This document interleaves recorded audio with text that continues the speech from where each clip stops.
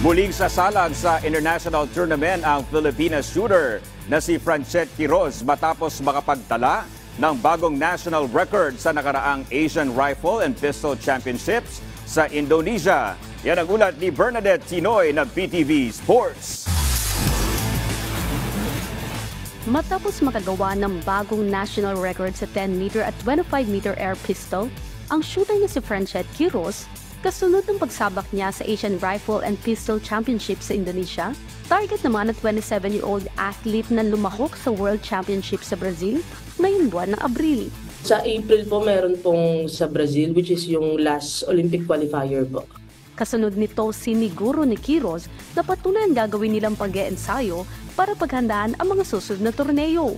Wala naman kaming problem sa preparation kasi yung coach namin, which is yung foreign coach, si Coach Murad, talagang talaga siya, may program na lahat. Lahat talaga. Pagka-uwi namin nakaset na yan lahat kung anong gagawin namin. Muli rin nagpasalamat si Quiroz sa Philippine National Shooting Association at sa suportang ibinigay nito sa mga atleta. Bernadette Tinoy para sa Bayan.